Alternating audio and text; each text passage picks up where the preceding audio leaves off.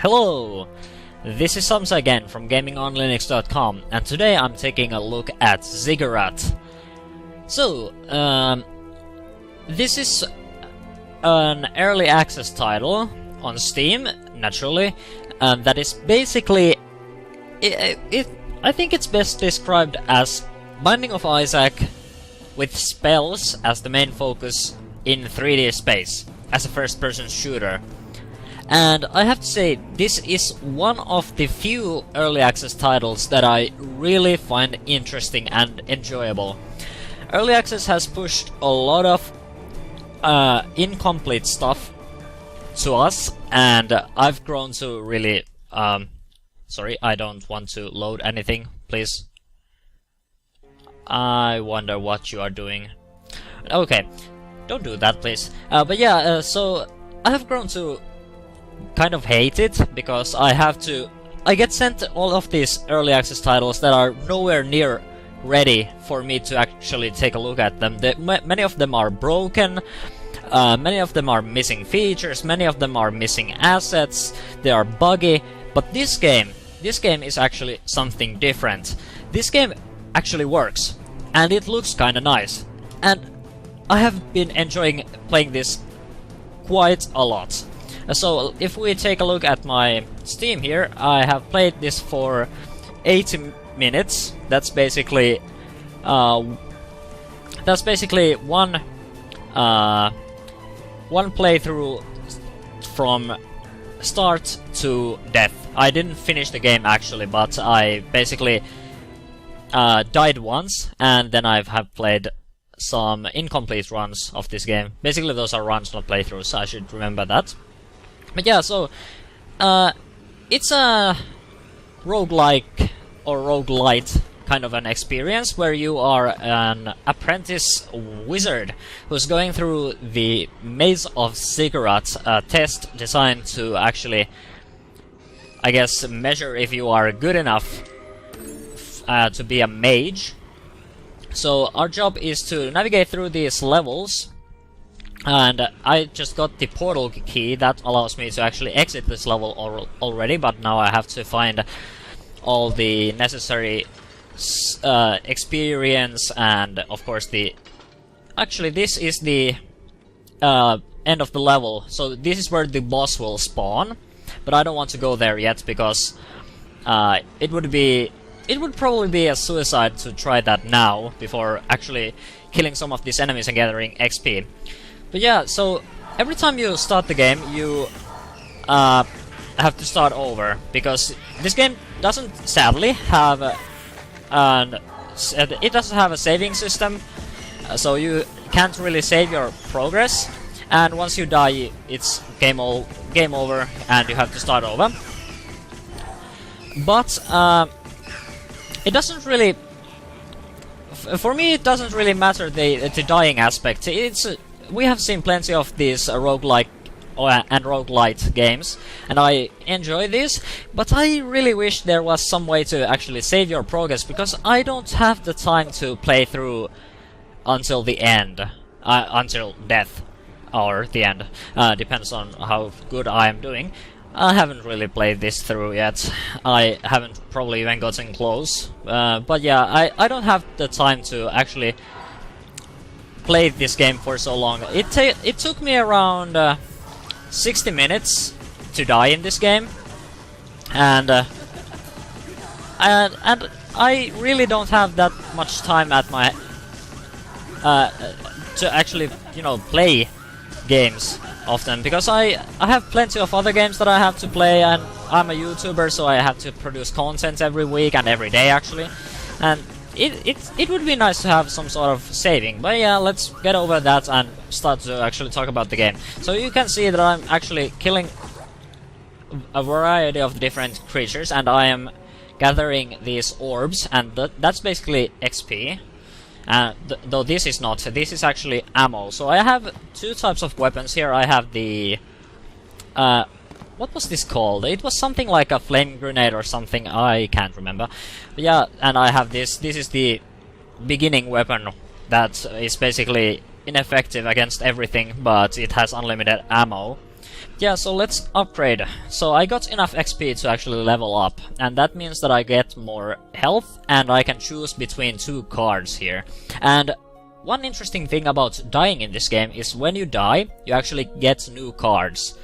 And every time you level up, you get to choose 1 of 3 maximum. In this case, if I take the Bookworm perk, that shows 1 more perk when leveling up. Now we are seeing just 2, but if I take this, we are going to start seeing 3, and that allows for more variety.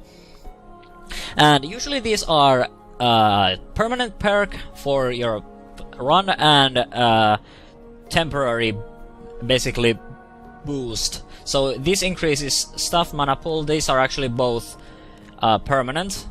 So because I want more variety, let's take the Bookworm, and that should allow us to see a bit more perks every time we actually get a level up.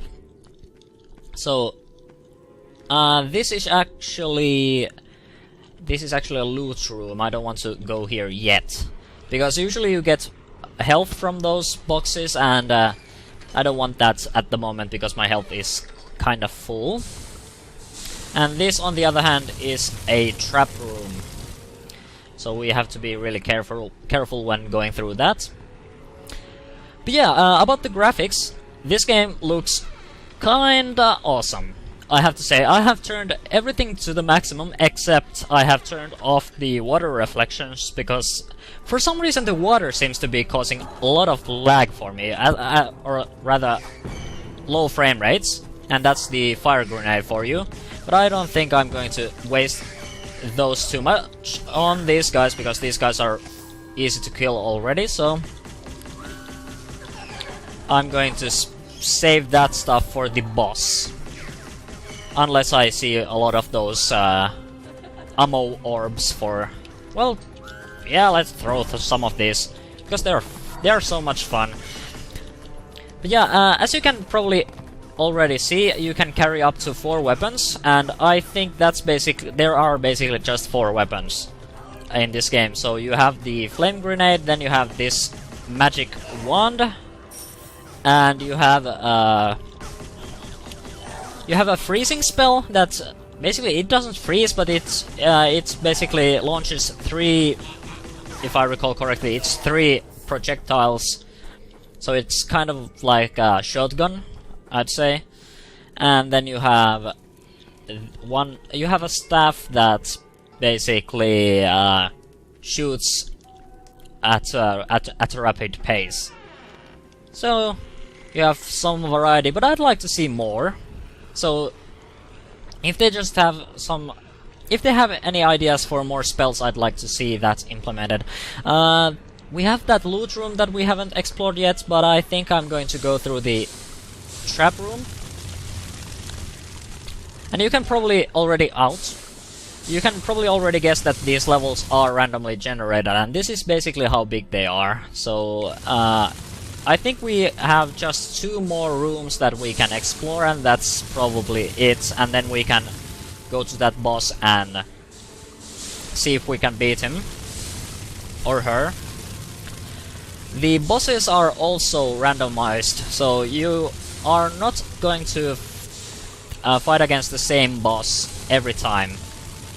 So I've seen like 5 bosses, I think. Okay, so this is an obelisk room. This is one of the new things they added in this version.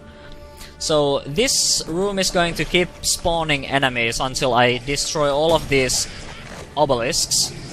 And these are annoying critters. Ouch. I don't want... Okay, so I'm just going to have to be really careful here. Yeah, as you can see, this game is kind of fast-paced. I'd probably compare it to something like Doom. So you basically run around trying to kill all the enemies, destroy the obelisks. And that's the first obelisk done. Let's avoid this acid. There are actually 3 obelisks this time. So, ow. Don't. Those mandrakes are really annoying. Okay. I'm not doing too well this time. My run is going fairly badly this time. Okay, so that's the final obelisk, and that should be it. No, it actually didn't get destroyed. Okay, I think it needs one more grenade, and that's it. Oh, not one? Okay, 2 then. Excellent. And we also got a level up, so now we get to see what the game decides to bring at us. So this is one of the temporary buffs, okay, buffs that you can get. So this will fill our mana pools, so all of these, but it will leave our health at 25%. That's probably not going to be what we are going to take. Then we have Scholar, which will give us more experience, and this is going to give us more of the alchemy mana pool, so this is basically that. So we use the alchemy mana pool for our grenades, so that might be something, but because we are early in the game, I think we should probably get Scholar, because that allows us to level up a lot faster. So let's check that loot room now. Now the game is actually running at fairly high frame rates because I turned off the water reflections. For some reason those were really tanking my system, and I have a fairly I'm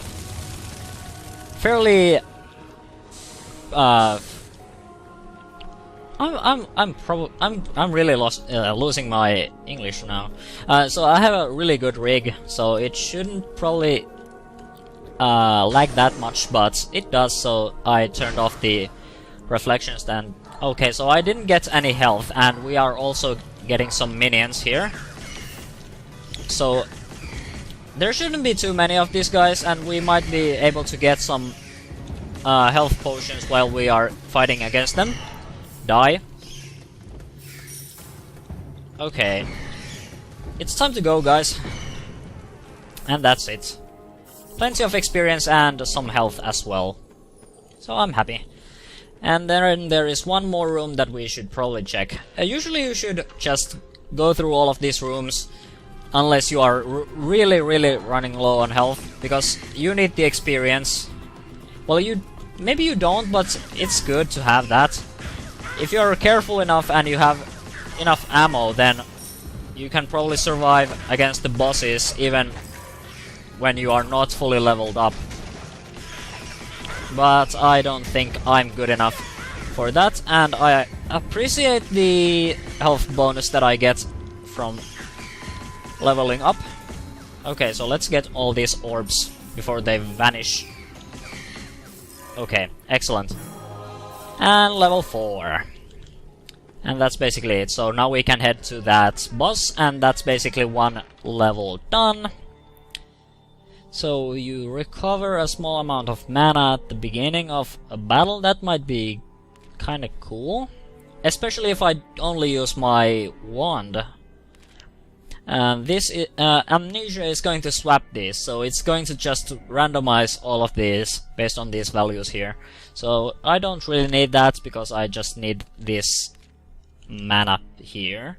But it's already... well, I guess I could increase my alchemy pouch even more, but let's go with Vigilant.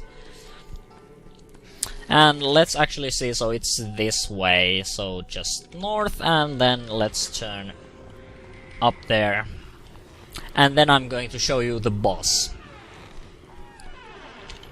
But yeah, as you can see, I'm really enjoying myself this time. This is, like I said, one of the few early access titles that has piqued my interest after, you know, Kerbal Space Program and stuff like that. Yeah, so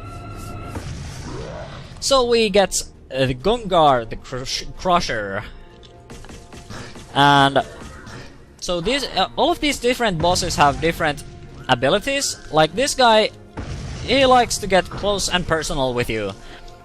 So and they also spawn minions, so when Gungar, basically when he jumps up like that and then, you know, attacks, then you should just jump, and that should keep you out of harm's way. And now he's running at me, so I should probably avoid that. But yeah, he's almost dead already. Ah, I timed that wrong. Now that went a bit better. So once he's dead, he basically drops a lot of stuff on the floor. So now I can head to the next level. And then we are basically going to repeat the process. So we're going to explore all the rooms and kill the next boss and so on. It's a simple game, really.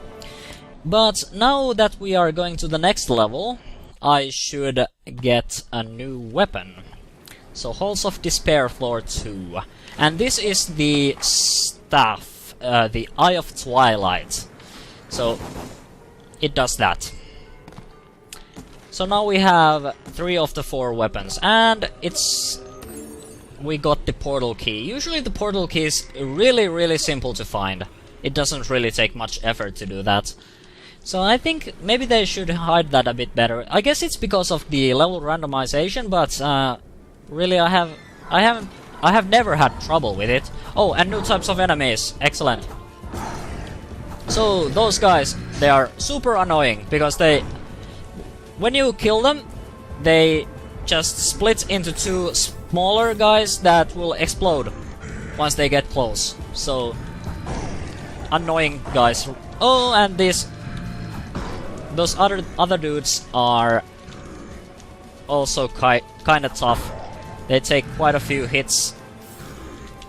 And one thing you might have probably noticed already is that these rooms have unified health bars for those minions. And basically that means that the only way to tell how healthy one of these guys is to look at your crosshair, because your crosshair gets it starts as yellow but it turns kind of orange, and that's basically tells you how much health the enemy you are shooting at has. It's kinda cool to see how many minions you have left, but the health bar system doesn't really work there, I don't think. So I think it would be better if there was a health bar, a clear health bar for all the minions, and maybe a minion counter or something like that to show you how much of the minions you have killed. Yeah, so this is another one of those boxes, and it's bunch of mana for that grenade weapon. So I think I'm just going to use the Eye of Twilight for now to kill off these dudes, because I have plenty of mana for that.